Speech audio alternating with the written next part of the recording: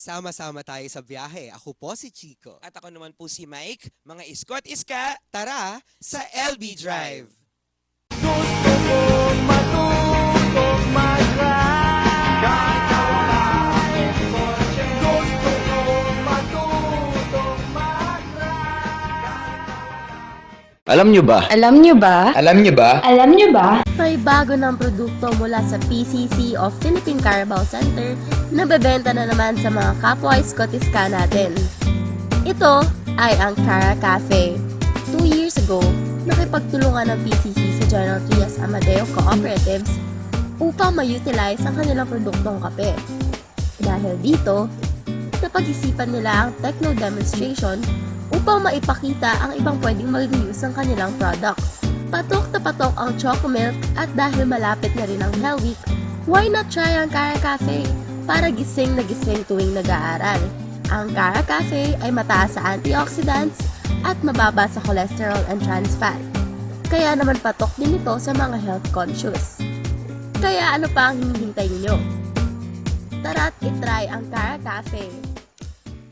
Okay, so maraming salamat yan para dyan sa ating campus tour. Bagong mga pagkakainin or Oy, pag-iinumin Tama yan. dito sa Kaya, UPLB. Ako kanina ko pa siya tinikman. Mhm. Actually, ito, sa DevCom 135 ko, yung mga estudyante ko, ito rin yung topic nila eh. Okay. So, very hit. Coffee na Carabao milk. Okay, kakaiba. Iinom lang ako ulit kasi pagising talaga siya. Saka sobrang bango niya, hindi ba? So, tapos very creamy din. So, ayan, okay. So, marami tayong mga bagong susuportahan ng mga products dito sa UPLB. Oo. Gusto ko makita tong 100 ml kasi ito 200 ml lang to eh. No? Okay. 1,000 ml, sir. 1,000 ml. Gusto ko matikman yun. 1 liter, no? Oo. Ito, Buffalo's Milk, Kaping Barako, skimmed milk powder, refined sugar, water, and stabilizer. At saka maganda dito, sir, di ba, sa mga food products na kadalasang binibenta dito sa LB. So, sinusupport talaga yung mga local industries natin and local, ang tawag ng mga crops. Correct. Abangan ninyo, I'm not really sure kung yung mga products ng UP Los Baños ay kasama sa exhibit sa SMX next week. No? Okay. Alright. Ako, usapang pagkain. Sinimulan natin Bigla sa tuloy ako kape. nagutom. Pampagising. Oo nga eh. Sana mamaya merong mga pagkain. Tama. Diba? Oo. Feeling ko magdadala niyan si Nia. Correct. Pero ang gusto kong malaman, saan ka kumakain dito sa sa UPLB? Sa LB. Sa LB. Ako, sir, nung araw, okay. Nung araw talaga. Medyo kahit saan. Okay, pero recently, kasi diba, medyo kakagaling ko lang sa Oo hospital. nga, ano ba nangyari? Na-typhoid ako. My God, Naku, may poor eating Sakit habits. daw po yan ng pangmayaman. Kasi ako parang Seryoso? kahit anong bituka, ihaw-ihaw kainin ko, hindi ako So, apektado. masyadong parang sensitive. Kasi parang sanayan lang din daw. Siguro dahil nung bata ko, mga kinakain ko, puro, puro mga street foods, di ba? Ayun, so ano ba mga favorite ko? Okay lang ba banggitin natin yung Okay mga lang yan? So, naman. ang favorite ko, Bonitos. Okay, kasi ang okay. daming choices. Tsaka syempre, Faustinas. Naku, pang mayaman ka Hindi, talaga. kasi gusto ko aircon para... Tsaka yung ayoko yung nakikita yung ako habang kumakain ng Oo. madami. Ako, tapat ng Faustinas, yung kinatita Cora na kainan. Nako, sa Okay. biyaheng scholar po ni Warlo, aalamin natin yung top na kainan, no? Ano ba yung mga laging pinupuntahan na kinakainan ng ating mga iskot-iska? Dito po, sa biyaheng scholar. Biyaheng Scholar. 1, 2, 3, 4. Oo, ikaw. Ikaw ba ay adventurous pagdating sa pagkain? Madalas ba kayo mag-bond ng mga kaibigan mo over food? Saan kayo madalas kumain ng mga orgmates mo? Ano-ano ang mga favorite kainan nyo dito sa LB? Maliban sa magagandang attractions at landmarks, talaga namang ipinagmamalaki ng Los Baños, hindi rin lingid sa kaalaman natin na napakaraming masasarap na pagkain at mapagkakainan dito sa LB. Sisig, pork belly, chicken, ilan namang yan sa mga sikat na pagkain dito. Ngunit kahit sa dinami-rami mapagkakainan dito sa LB, naranasan nyo na ba ng mga kaibigan mo na mahirapan pa rin kayo magdesisyon kung ano ang kakainin o kung saan kakain? Aba, may solusyon kami para dyan. Naglibot kami sa UPLB campus at tinanong namin ang mga iskot-iska kung ano-ano para sa kanila ang top kainan spots dito sa LB na hindi dapat pinapalampas. Halina mga iskot-iska at sabay-sabay nating alamin kung ano-ano nga ba ang mga tinatangkilik na kainan ng ating mga kapwa estudyante. Ang masarap kainan dito sa LB ay sa Mang Totos tsaka sa Itsumo Terrace. Sa akin naman, sa Kells, Ellen's, tsaka Gobals. Para naman sa akin, masarap kumain sa Salinas at sa Manila. Ang favorite naming kainan ay Itsumo! Take Out at Spice Jar! Yay! Kainan sa Eskinita o Eski? Ano, Aska. Kahit saan na.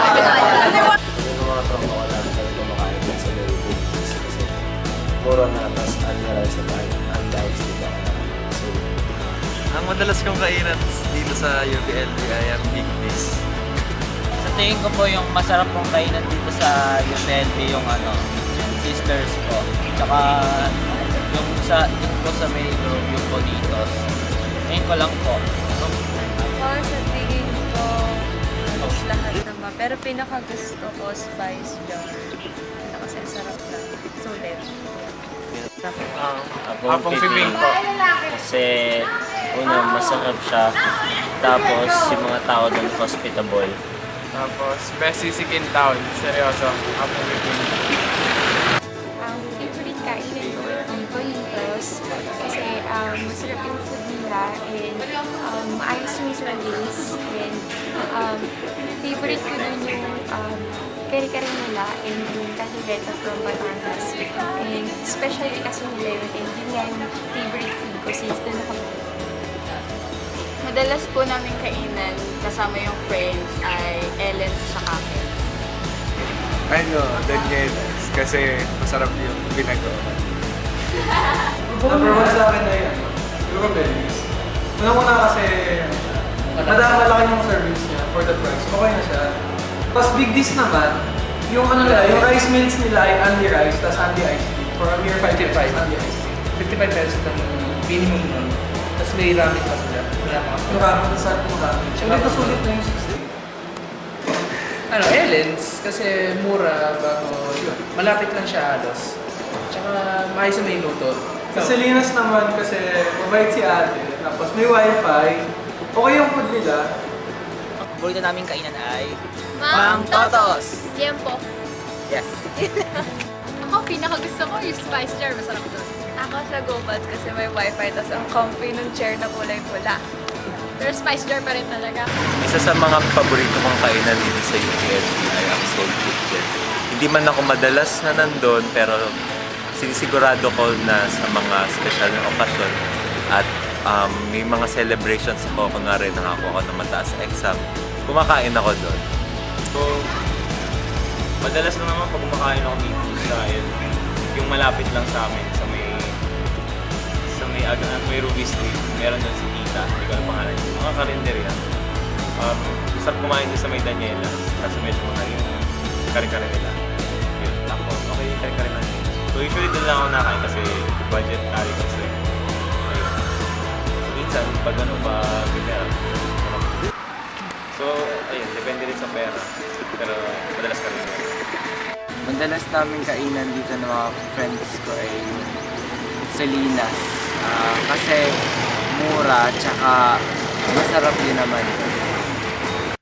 O ayan, ang dami diba?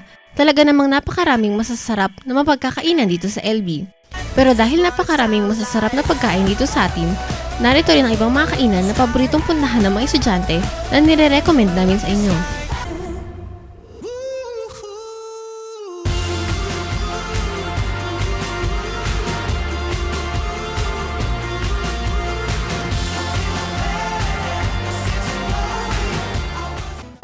O ngayon, alam na natin ang mga kainan na patok sa mga skola ng bayan. Eh ikaw, ano-ano para sa'yo ang top kainan dito sa LB? Alright, so maraming salamat, Warlo. Napabiyahe talaga tayo, sir, sa buong LB. Oo, at nagutom ako talaga. Correct. Pero hoy talaga. Nagtatampo ako, hindi nyo binanggit si Tita Cora. Ang dami-dami estudyante doon na lagi kumakain. Yung iba tumatakas pa Correct. sa pagbabayad. Hindi rin nabanggit ako, favorite ko, hindi ko nasabi kanina, ristretto. Okay. For their pastas. Uy, Ang dami, sir, Oo, nakakagutom. ngayon ko lang na-realize na ang pagkain pala talaga sa LB, grabe, bumabaha. Ang dami kong mga kainan na hindi ko alam na nag-exist Nag-e-exist. pala. Oo. Tsaka kung may magsaraman, may biglang susulpot na Oo. bago. Alam mo, yun nga dito sa LB, dahil ang daming estudyante, for sure, patok na patok yung mga kainan. Ako Facts. napansin, Mm. hindi ba masyadong social o medyo pricey yung mga nabanggit ng mga estudyante? O ano ba? Kasi ako parang yung binabanggit nilang kainan, Pinupuntahan ko lang yun kapag may okasyon eh. Hindi, baka naman kasi sir, di ba, yung iba doon parang favorite, pero hindi naman palagi ang pinupuntahan. Laging pinupuntahan. Oo. Okay, nako. O eto, busina balita muna tayo. Alamin natin kung ano ba ang latest sa mga activities ng mga estudyante. Kasama po ang walang kupas at talaga namang favorite nating lahat na si Grabe. Mia. Busina Balita. Isinagawa ng Organisasyong Celes ang kanilang taunang outreach activity sa Pinagpala Incorporated sa Calauan, Laguna, bilang parte ng kanilang anibersaryo nitong Pebrero. Nais ng activity na ito na magbalik sa komunidad sa pamamagitan ng paghahanda ng pagkain at pamimigay ng regalo sa mga residente ng bahay ampunan. Kanila itong isinagawa noong February 15. Ayon kay Alan Soriano, miyembro ng UP Celes, part of the objectives of UPLB Celes is to produce electrical engineers who are willing to give back to the community through the promotion of science and technology. And to achieve that, kailangan naming ma-experience yung giving back to the community na yun while we're here in the campus. Hence, nagkaroon kami ng annual outreach program. ito po si Mia Castor kasama nyo sa biyahe.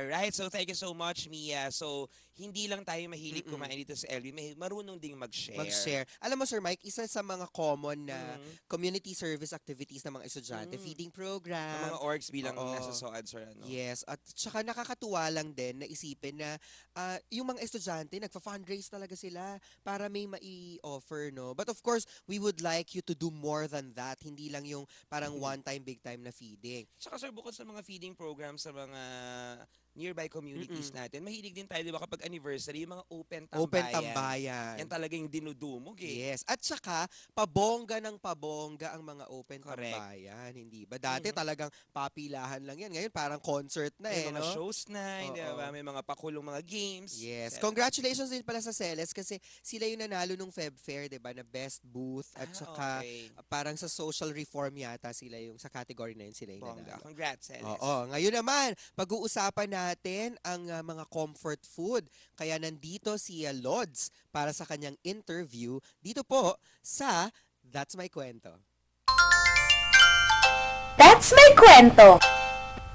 Scientifically, when you say comfort foods, these are actually traditional foods. When you say traditional foods, these are normally eaten or commonly eaten on the tables. It's that actually special food. And sometimes when we talk about comfort foods, there are something, sentiments or emotions associated with the comfort foods. Any strawberry flavored na food. Kahit anong klase ng pasta. Pero madalas, spaghetti. Chocolate kasi nakakapag-stimulate yun ng happy hormones. Pasta and fruits. Chocolate. O kaya yung anything na sweet. Ice cream kasi masarap. Kadalasan baka.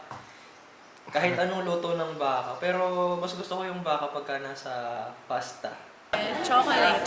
Kasi mahilig ako sa sweets. Tapos nakaka-relieve ng stress. Cheesecake flavored na ice cream. Tapos, combination na nun ay yung, kapartner nun ay yung Belgian chocolate na caraman sa mini stub. Favorite comfort food ko ay French fries. Pero dapat sa McDonald's. I think yung comfort food ko ay Yung french fries ng Jollibee. Anything that's hot. Yung basta bagong luto siya, gusto ko yun. Parang feeling ko naka-comfort na. Tsaka chocolate. Kasi sweet. Hindi na yung comfort foods kung talagang, bawa, lagi-lagi talaga gusto mong kumain ng, ng comfort food. Because otherwise, it could lead into excess intake of fatty foods, and that could result in possibly overnutrition and some of the nutrition-related diseases or disorders like diabetes mellitus. So actually, in the term, it's not comfort food, but it is a disastrous food. As I've said, it must be regulated, it must be controlled. Otherwise, you also end up malnourished. Okay, undernourished, overnourished, or you come up with diseases like diabetes mellitus, CVD, hypertension, with an excess of comfort foods. Kasi, as I told you, comfort food, masarap. And do remember, our food behavior is, Anything that is fatty, anything that is sweet, is more palatable. Napakasarap kainin. That's my kwento. Yay! So maraming salamat, Lods, para sa ating That's My Kwento. Naku, comfort food Ako ang madalas kong kainin. Kasi may diet ako. Excuse me. Ang diet ko ay 1 cup of rice per meal. Tapos 2 beses lang ako kumakain ng rice sa ano. Ang comfort food ko naman, ano nga ba? Hindi ko rin pala bigla maisip. Pasta, mahilig ako sa pasta. Ako din. Pero Bread, though hindi more masyado. ano ako, sir, mas Filipino food ang better. Yes, saka oo. Chinese food. Ako yon. Ako pala, yung kani salad. Gusto ko yan. Okay, kayo na. Oo, Pasalad-salad. sa atin. Oo nga. Ako happy na ako sa mga Japanese. adobo. At saka noodles. Yung Korean noodles, favorite ko yung maanghang. Sa hanbok, nabanggit kanina dun sa feature ni Sa Warlo. mga chocolate, sir, mahilig kayo. Ako din mahilig, oo. Kaya lang minsan, dahil nga nagbo-broadcast, no, medyo conscious na rin ako kasi malagkit yung chocolate, malansa din siya, tapos nakakasira ng boses. Saka chocolate kasi, sir, di ba? Marami sa atin, kunyari, after pagpagod na pagod ka na, kapag Oo. stress na stress ka na, di ba? And minsan, di ba, kapag after a breakup na Wow. romantic, hindi ba? Marami ganyan ang ginagawa, kumakain ng Talaga? chocolates, kumakain ng ice cream, ng mga Oo. cake, kasi meron siyang mga nire-release ng mga neurotransmitters in our brain na parang nagpapa-high, nagpapasaya, ng feeling mga ulit, endorphins, oo. ganyan. So, comfort food yon, one of the most famous. Correct. Okay, nako, mahaba-habang usapan yang tungkol sa pagkain. For sure kayo may sarili kayong favorites at saka mahalaga po mga estudyante na kumain kayo lagi lalo na sa klase. Correct. 'Di ba? Si Sa Sir, klase? si Lods dapat kumain. Okay, wag naman sa klase palagi. I mean, wag pala sa klase bago pumunta sa klase So, kasi sa klase nagninilaga sila, no? Nakakaloka. May mga sili-sili pa. no? Oo. May sisig. Kumbaga, kumain bago magpunta sa klase para may energy kayo. Kasi pag hindi kumakain, medyo nawawala ang utak, hindi ba? Pero love, bawas-bawas ng pagkain, okay? Si Love naman ngayon, di ba? Si Mia kailangan kumain ng pampatangkad. Ay, oo nga. Marami tayong mga ganyan. Kala mo naman ako yung kailangan ko magbawas ng tiyan. Nako, ito po ang ating 6th episode at samahan niyo po kami sa ating ika-7 at huling episode next week. Bilis ng panahon, sir. Diba? Grabe, 2014 na. Joke lang. Kala mo bagong Biglang taon. realization na gano'n, ano? Okay. Nako, sama-sama po tayo ulit sa susunod na biyahe.